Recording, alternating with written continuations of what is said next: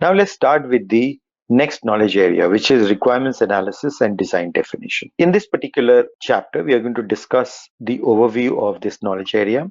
We'll look at the tasks of this knowledge area in details, and we are going to also take up case studies to help you understand how to apply the concepts of this particular knowledge area. Now, before we get started, let's look at some of the concepts related to this knowledge area. So, two of the terms mentioned in this particular knowledge area are requirements and design. Along with that, we'll also discuss what are needs.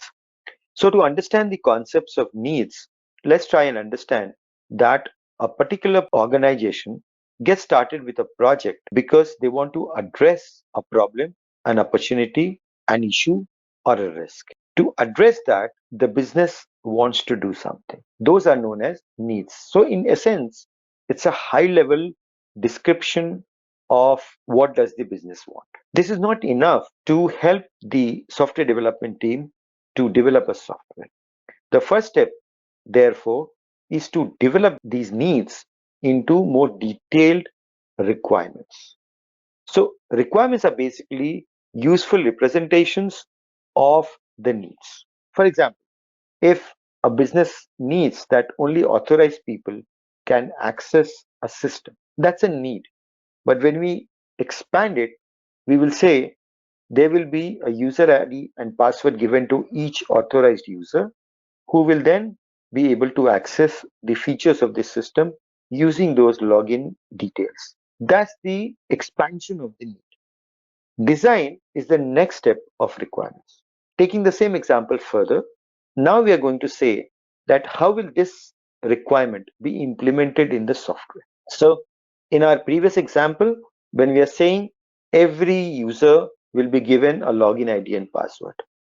Now we create a prototype of a login screen. That is known as design. So here we are now expanding the requirements from solution perspective. Please note the solution is not being implemented here at this stage. This is the way solution will be represented. So needs, requirements and design are basically different levels of evolution of what does the customer want. Till the time it becomes suitable for the development team to actually implement it. So taking another example, in case of needs, let's say there is a bank which is offering various services to its customers. Now they want to expand or increase their revenue. How will they do it? By selling newer products to its customers. That is known as cross-selling and upselling. That's the need which the bank has. The requirements for this will be very specific cases, how it will happen. One of the cases would be they will pick up only those customers who have certain average balance every month. And then they will send maybe emailers in some particular format so that they can be told about the new products. That's the expansion of the needs. The next step is to see how that will be implemented in the system. So we can create a procedure which will pick up the customers with X amount of average balance every month. There will be a format or a report which will allow admin user to create the email format. These prototypes of how things will be done in the system is known as design. Design typically in the IT industry is used to refer to aesthetics or the look and feel of the system. This is much more than just look and feel. It will be the entire screen depicting how it will be implementing the requirements. So having discussed the three broad terms, let's now see what is this knowledge area. So this knowledge area primarily deals with the aspects of expanding the needs into requirements and design, both.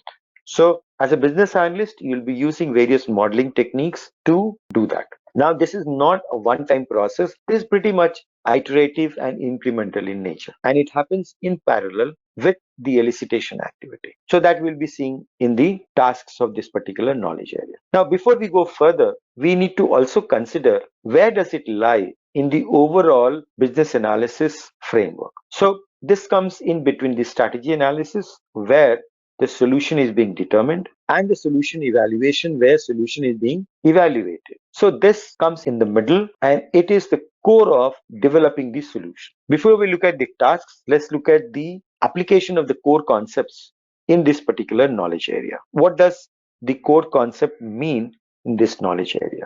So one is change. So a business analyst transforms the elicitation results of the elicitation and collaboration task into the requirements and designs so that it can be used to define the change. Change in this case is the project. Needs.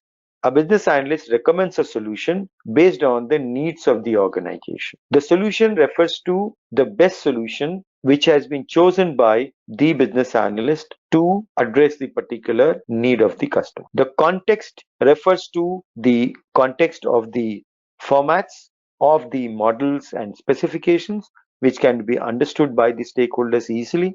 The value refers to the potential value, the value which has been expected by the customer once the solution is implemented.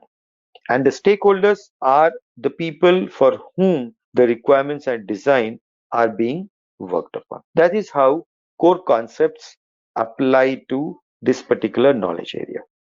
Now coming to the tasks. So there are 6 tasks related to this particular knowledge area. Starting with specifying and modeling the requirements, verification and validation, then defining requirements architecture, defining the design options, and finally analyzing the potential value, and if the potential value will not be achieved, then how to address that, recommending the solution. So this was the overview of this particular knowledge area.